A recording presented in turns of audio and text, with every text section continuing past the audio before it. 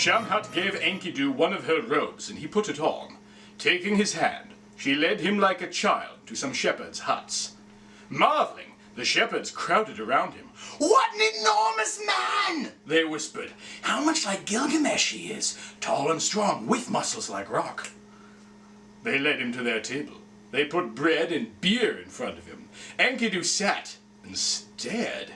He'd never seen human food. He didn't know what to do. Then Shamhat said, "Go ahead, Enkidu. This is food. We humans eat and drink this." Warily, he tasted the bread. Then he ate a piece. He ate a whole loaf. Then ate another. He ate until he was full, drank 7 pitchers of the beer. His heart grew light, his face glowed, and he sang out with joy. He had his hair cut. He washed, he rubbed sweet oil into his skin and became fully human. Shining, he looked handsome as a bridegroom. When the shepherds lay down, Enkidu went out with sword and spear. He chased off lions and wolves. All night he guarded the flocks. He stayed awake and guarded them while the shepherds slept. One day, while he was making love, he looked up and saw a young man pass by. "Shamhat," he said, "bring that man here. I want to talk to him. Where is he going?"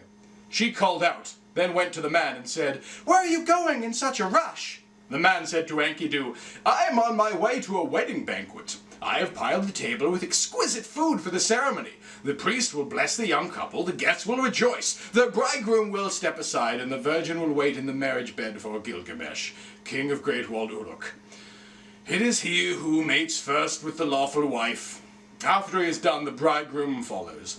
That is the order that the gods have decreed.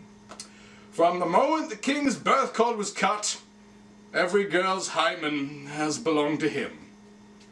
As he listened, Enkidu's face went pale with anger.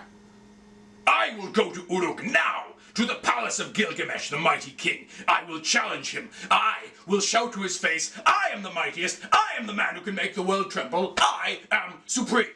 I got a 66 and 2/3 chance of winning, because Kurt Angle knows he can't beat me, and he's not even going to try. Together, they went to Great Walled Uruk, Enkidu in front, Shamhat behind him. When he walked into the main street of Uruk, the people gathered around him, marveling.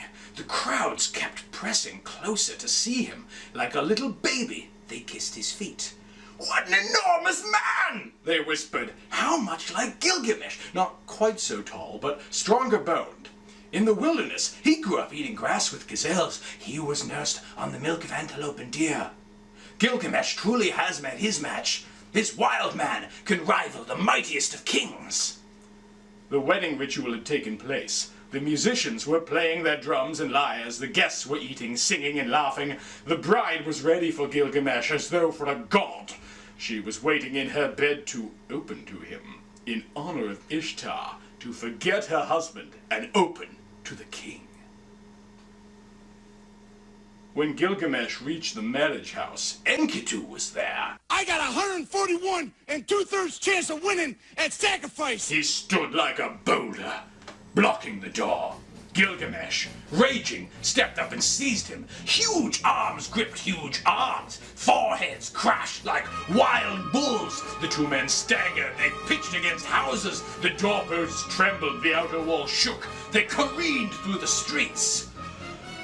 They grappled each other, limbs intertwined, each huge body straining to break free from the other's embrace. Finally, Gilgamesh threw the wild man, and with his right knee pinned him to the ground. His anger left him. He turned away. The contest was over. Enkidu said, "Gilgamesh, you are unique among humans. Your mother, the goddess Ninsun, made you stronger and braver than any mortal, and rightly has Enlil granted you the kingship, since you are destined to rule over men." They embraced and kissed. They held hands like brothers. They walked side by side.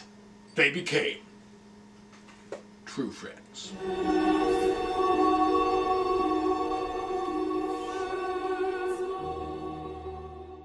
Just a heads up that this will very likely be the last video of the year. I don't think I'm going to be able to have anything ready in time for Boxing Day, and I don't think anyone's going to be in the mood to watch YouTube. Hopefully we'll have family we can be in contact with either in person or over Zoom call, but do want to thank everybody who has supported the Mutant Museum this year over Patreon, particularly Break System BSE as usual, and just wish everyone happy holidays, and we'll see you in the new year.